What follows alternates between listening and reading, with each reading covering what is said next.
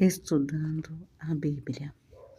Primeiro passo: consiga uma Bíblia. Não importa qual a tradução, mas tenha uma Bíblia.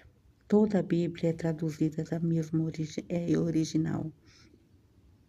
Portanto, o que realmente importa é que você tenha uma Bíblia e tenha como a carta de amor de Jesus para você. Segundo, separe um tempo diário para ler a Bíblia.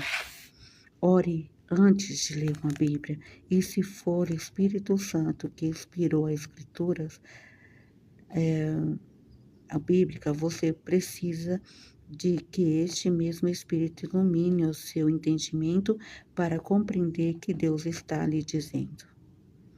Portanto, abra a sua somente a Bíblia, abra também o coração e tente ouvir a voz de Deus. Pergunte a Ele e busque a resposta na sua palavra. Quarto, tenha em conta a conta e o contexto. Muita gente hoje acha que a Bíblia não tem valor na atualidade, porque foi um livro escrito aos tempos antigos para pessoas que vivem naquela época. E as pessoas que pensam deste modo não deixam de ter a certa razão. E para entender a palavra de Deus é preciso conhecer o contexto.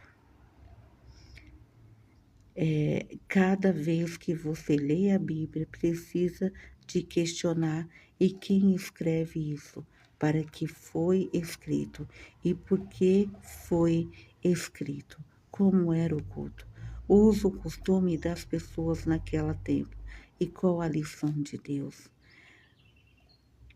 Por exemplo, existe Bíblia que é um verso que diz o seguinte: permaneçam as mulheres em silêncio à igreja, pois não lhe é permitido falar, antes permaneça em submissão, como diz a lei. Aqui o Paulo está dizendo que mulheres não devem falar em público. E se você não conhecer o contexto, isso que está dizendo, existe hoje grupos religiosos e baseado neste texto. E não deixa de mulheres falar em público. E veja, porém, um contexto que escreveu isso. E Paulo, para descrever para os coríntios, por que escreveu? Porque naquele tempo era parte da cultura que somente as prostitutas falassem em público. Uma mulher